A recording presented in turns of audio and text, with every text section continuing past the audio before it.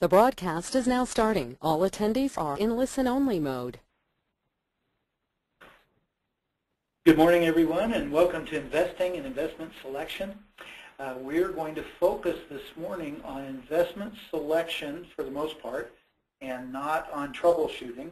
We'll talk a little bit about that and cover just a few little top-end things if you really want to get more into that kind of problem solving. Then what we'd like you to do is to give us a call here at Whitmix and talk to technical support.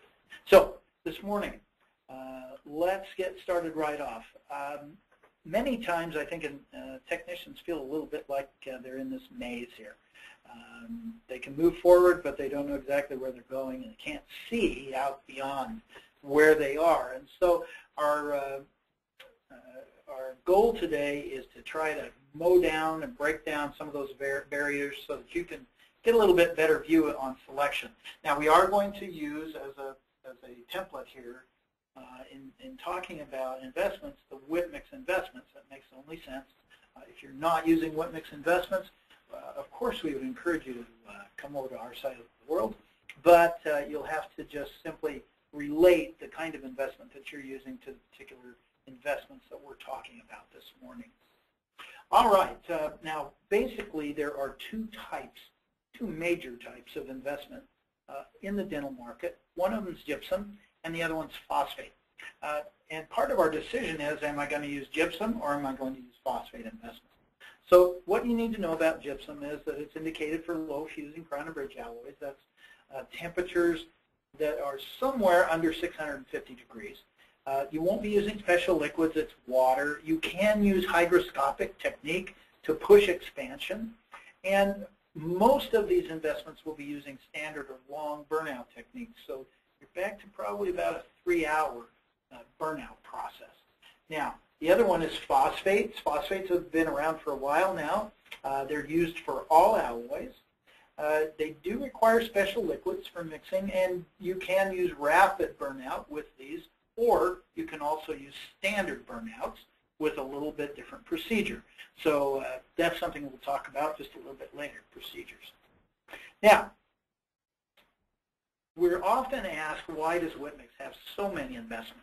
And the reality is because Whitmix is a better than 90-year-old company, and we've been serving the needs of dental technicians for all that time and changing investments as materials changed. We have actually removed several of the investments we used to have, but we still have a large selection, and that's because we have users of all of these different investments. I've taken on this slide and broken our investments out into the gypsum-based investments and the phosphates. You'll notice in gypsum an old-timer beauty cast that's been around for a long, long time and still is working wonderfully well. And several of the others, including jewelry investment that most of you don't use, and the soldering investments that are in there. On the phosphate side of the world, we have AccuVest, which is an international product. Its Formula 1 is probably our premier investment at this point in time. Fastfire 15, a lot of you use. Many of you have used Ceramigold in the past. High Temp Serafina, X20 Chrome, Polyvest, VHT, all of these are phosphate investments. Now, which one? Which one do I choose? Well, let's talk about making those choices and some of the questions that you need to ask yourself. Am I going to cast using metal, or am I pressing using a ceramic ingot? Will I use rapid or standard burnout procedures? If I'm using a metal, what type of metal is it? If I use, am I going to use metal rings? Am I going to use the ringless technique? And even am I doing crown and bridge, or am I doing RPD casting? These are all basic questions you got to ask yourself right up front. Now, let's talk about them, some of those questions. If you're pressing, that would be press to metal, press to zirconia, pressable full ceramic. Whitmix would recommend at this point in time Formula 1 Enhanced. Now, this is a universal investment, so if you're not using Whitmix investments, then you'd be using some other manufacturer's universal type investment or investment made for Pressable. This investment can be used, and these types of investments can be used for materials like Empress, Empress 2, Cerepress, OPC, 3GHS, Emax is the big deal now. This is the type of an investment that you would want to be using for those kinds of materials. Now, if we ask a different question, are you casting ceramic alloys? These would be the alloys that we're able to fire porcelains on. You really need to ask two questions first. Am I going to be using rapid burnout or slow? And to answer that, you're going to also need to ask which alloy am I going to be using. Okay? Now, ceramic alloys are generally broken up, but most of the time they're high fusing and high temperature alloys. Full cast metal alloys can be broken into really two parts. Full cast alloys that are high fusing and those that are low fusing or low temperature. Okay? Ceramic alloys might include non-precious, which is generally chrome cobalt or nickel chrome. Semi-precious, these are the silver palladium groups that most of us are using now. Also could be those that are referred to as low content gold. And then, of course, the precious alloys, which contain over 40%. When you break into these different sections, you're going to need to apply different types of investment to these different types of alloys to get the result that you're after. Now, if you're using a slow or regular burnout with a non-precious ceramic alloy, then we would recommend Formula 1 or the universal type investment. You can also use Fastfire 15, which was developed for this. You can also use high temp, which is an older investment, but works very well with this alloy as long as you're using this slow or regular burnout technique. If you're using this slow burnout technique with a semi-precious, then you've got a little more range here. Formula 1 again, because it's a universal. The AccuVest material, because it's international. Fastfire 15, high temp, and also Serafina, which has been around for a while for those who really like a nice surface. We add that in there because you're using that slow or regular burnout technique. Now, if you're using a rapid or a fast burnout technique with non-precious, semi-precious, or precious alloys, you can use the Formula 1, the AccuVest, or Fastfire 15.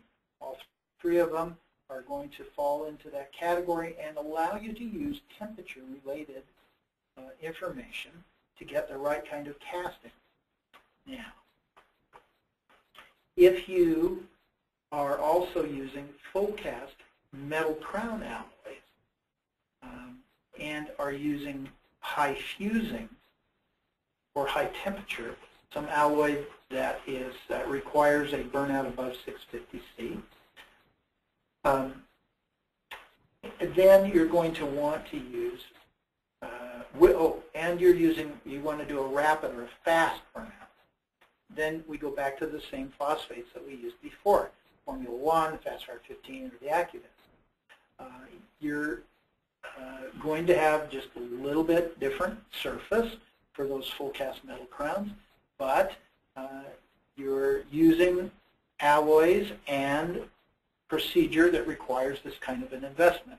So you're going to have a little more finish time, which is insignificant, by the way.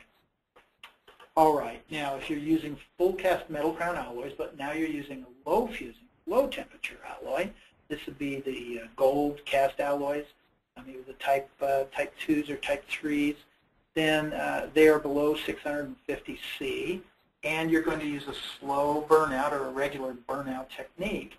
Then you can go back to using materials like NovaCast or BeautyCast, which are gypsum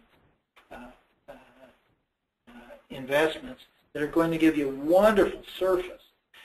Or you can also still use Formula 1 Universal, the AccuVest, the Fastfire 15, ceramic gold, Serafina, and high temp in the phosphate alloys. You still have that option. Surfaces are going to be different. You'll notice that. You will notice that. All right. Now, if you're doing RPD frame castings, These are high fusing alloys, generally nickel chrome and chrome cobalt, and they require high temperature burnouts. And because of that, Whitmix recommends a product called X20 or X20 Speed. This is a phosphate investment and is used just like the Crown and Bridge phosphate investments, just in larger volumes. But you may also be using an ethyl silicate from one of the other manufacturers. We don't manufacture ethyl silicates. And when you do that, you're going to want to follow their instructions for that material and use it the way that the manufacturer suggests that you use it. We like this X20, the phosphate investment. That works very well, and we get a lot of comments about this speed, the X20 Speed, that can be actually used in rapid fire technique now. And so that's an option for you if you're doing those RPD frames. Whatever you do, the investment process is very important. You need to follow the instructions. We cannot, as manufacturers, guarantee that you're going to have the kind of results that you expect or that we think you'll have if you're not following the step procedure in the instructions. Changing any part of that process is going to change your result, and so you are going to want to follow specifically. All right, now let's talk just for a minute about issues that affect all phosphate investments. These three, temperature, humidity, chemistry, are always involved in what you're doing in investing procedures. You cannot change one of them without having some kind of a change in the investment. And so it's important that you pay attention to the investing procedures that you have. You need to understand some basic things about chemistry. Usually when you heat things up, things go faster. When you cool them off, things go slower. Humidity is going to affect how things behave. And of course, the chemistry involved is also going to affect that. And we need to talk just for a couple of minutes about some of the interesting parts of each of these. All right, so temperature. If something's too hot, generally it's going to shorten your working time. You're going to get a faster set, and you're probably going to get larger expansion. We need to watch for that. Now, what would cause too hot? Well, maybe over-mixing would cause too hot. Too hot in atmosphere. Inside your laboratory is going to cause that problem. The other thing is going to be too cold. You're generally going to get long working times and long set times and smaller expansions. And so when we talk about temperature, we have to talk about the fact that we're going into the fall now, and the temperatures outside and inside your laboratory are changing. One of the first things that technicians forget about is that when the nights get cooler now, your heater's coming on. And so when it comes on, the temperature in the room changes and the humidity in the room changes because that air is drier. Now we're going to have a little bit of change in what goes on with our investment, especially if you're investing in the morning versus investing in the afternoon. In the mornings, when that heater comes on, everything in the room has been cooled down overnight. The air temperature is going to come up to where you want it to be much more rapidly than your desks and your bins and all of the other furnishings that you have, and the investment packaging. All of that is going to now be at a cooler temperature, so you may want to wait a little bit longer before you invest in the morning so that things are up to temperature. Now, if it's too cold, if in the going into the winter time here, you're keeping your laboratory cooler than you do normally, that's going to affect your investment also. So you might want to consider making some changes. All right. Now, humidity. The problem with humidity is that it gets into open packaging and it starts chemistry reactions before you want them to. So recently, Whitmix has changed its packaging to help avoid that leaky bag open package problem that can be out there. If you have the older packaging, you may want to check for things like leaking bags or flat bags. You don't want to use those. The humidity, the higher humidities, can also slow the moisture loss from the ring to the air, and that can cause cracking or blowing up of rings. Now that we are reducing the humidity as we go into fall, you may have other issues because moisture is going to release to the air much faster. And so if it leaves your rings too quickly, you may have problems. Just need to keep that in mind as you look at things that happen in your laboratory in the fall or in the spring when those changes take place. Now, when I say chemistry, I'm mostly talking about changing measurements. If you're not paying attention to your measurements, they are going to change your results. Old product also has chemical changes. That's the powder that has a tendency, especially in phosphate investments, to change over time. If you're having that issue, then you want to make sure that your investment is less than 2 years old. This is the time frame that Whitmix will stand behind ours, and replace it out if it's gone too long. Also, heavy solids and minerals in water, especially salt, can create problems with your investment. So if you're in an area where you have that heavy mineral problem, then I would suggest that you use distilled water instead of water in this mix. More than likely, you'll be okay with your regular gypsum materials that you pour for models, but in investment issues, we're usually talking about chemistry, and we want to make sure that that chemistry is consistent. So you might want to change strictly to distilled water. All right, now, one more item that always changes the way investment works, and that's technicians. Technicians, if they don't follow procedure, there's going to be problems. Now, we hear all the time, I follow it exactly by the book. And when we go step by step through the process, we find that there are little changes that people have made. The technicians are in a hurry. We understand that. They try to cut corners on things. It won't work. You're going to have problems. And so make sure you're following procedure. Now, the best way to do that is to regularly review the instructions for your investment. Every individual investment has its own instructions, and even in some cases some deviations from those instructions that work. If you're using Whitmix investments, the instructions came with that investment. If you cannot find them, you can go to our website, which is www.whitmix.com, and look up under investments, and you'll be able to find not only the instructions, but also some information on making sure that you're able to address issues that you might have.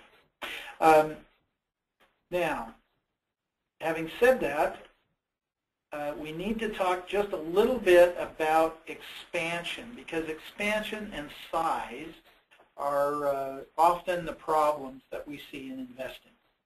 So you need to understand that there are 3 different types of expansion. First one is the setting expansion. That happens during bench set. After you've mixed your powder and your liquid and you're waiting for the material to harden. That's your bench set time, and that's where generally most of the expansion takes place. Then you have pattern expansion. Now, this happens during the bench set, or it could also happen during thermal expansion. If you're just simply using wax, that happens during the bench set as temperature in the exothermic reaction of the investment is transferred to the wax prior to the time that the investment actually hardens or solidifies. That allows the wax to expand a little bit. Now, if you're using other pattern materials that are not as affected by temperature, and that temperature is going to be somewhere around 185 degrees. If they aren't getting malleable and moving during that time frame, then they're probably not really affected by the pattern expansion during setting. You're going to see expansion during thermal. Now, you will get thermal expansion in the investment itself, although all investments do that differently. And you will get thermal expansion of your PMMA type materials or other resin materials. We need to be careful of that because of the possibility of those materials, as they expand, cracking the investment. So each investment has its own set of expansion numbers, and you need to be able to know what those expansion numbers are. If you need more expansion than you're getting, and you're using 100% liquid in terms of phosphate investments, no water, and you still can't get there, then you might need to change to a higher expanding investment. This is something we need to take a look at. It would be worth a phone call to the technical support department of Mix. Now, expansion can be found on the physical properties charts of any of the investments that are out there. This particular one is Formula 1, and you will notice that your total expansion is a combination of the setting expansion, the thermal expansion, and the wax or pattern expansion. We will tell you as a manufacturer what the setting expansion is. Here with Formula 1, it's 1.6%. We'll tell you what the thermal expansion is, which is 0.65% for a total expansion of just over 2%. But we can't tell you what your pattern expansion is. That you're going to have to figure out on your own. We do know that some things expand more than others. And so take a look at this number over here. If you don't have a high enough number, you very well may need to move up to a different investment material. The place we find this most is with those of you who are using non-precious or chrome cobalt, chrome nickel style alloys. These require a lot of heat to melt, and therefore they expand quite a lot when they are in their liquid state.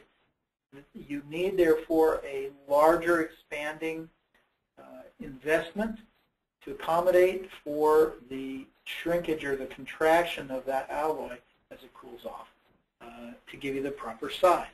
So this is an area that we often do not look, but we should be, depending upon the materials that we're using. All right, now there's always a question about how do I increase expansion or decrease expansion. So let's do that just for the moment. We're going to mess here, or not mess with, but change the liquid to water ratio of your special liquid. So over here on the right-hand side, we'll start with something that's a standard, a normal expansion for us. Let's say it's 18 milliliters of special liquid to 2 milliliters of water in a 100-gram bag of investment. And this gives us a normal expansion. But let's say I change alloys and I want to get larger expansion. What do I do? Well, you would, just for example, go to 20 ml of special liquid and no water. That would give you higher expansion. Okay. This also can be accomplished a little bit more with warming liquids, powders, and bowls. This will affect your working time. That will make it a little shorter, but you can get a little more expansion that way. You can also increase mixing time for up to 15 to 30 seconds, but that also increases the friction and generally increases the rapid rate of set. So let's just stay with increasing expansion by using the liquid concentrations. Now, if you want to reduce the expansion, it's the opposite of that process. Once again, let's go back to our normal. Is 18 ml of special liquid and 2 waters for a total of 20. That's our normal expansion. If I want to reduce the expansion, I would drop back to 15 ml of special liquid and then use 5 water. Notice we still have a 20 ml total. You don't want to change that. And that would give us our procedure. Also remember, cooling the powder in the liquid is going to reduce the expansion.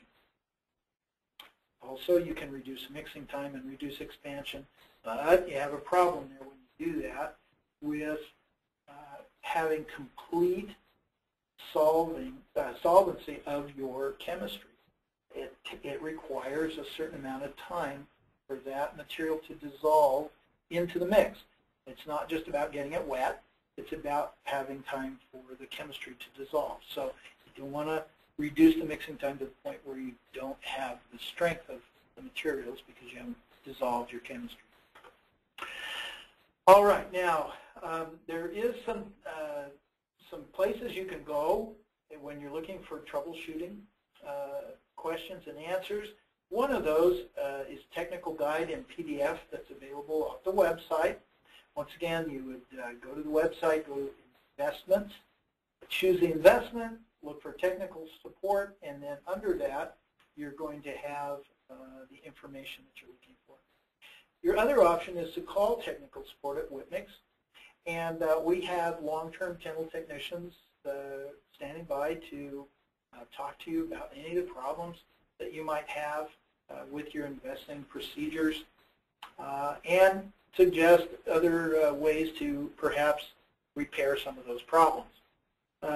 Don't get frustrated. When you're seeing issues, do some research, find out what the issue is. I know some of you have been using the same investment for however many years you've been using it. We get those phone calls. I've done it this way for that many years. The reality is that although it may have worked for you, you may simply have been lucky if you're not following the instructions. If you are following the instructions and now you're having troubles, then sometimes what we're going to want to do is walk you through those instructions just to make sure that nothing has changed. We find lots of times that corners have been cut, and little issues will create big problems. So make sure that you're doing a review, once again, of those instructions with your technical staff and that they're following the procedure correctly each and every time. All right. I believe that's all we have for you today. Once again, if you have any questions, please give us a call at Whitmix and ask for technical support, and we'd be happy to help you get back.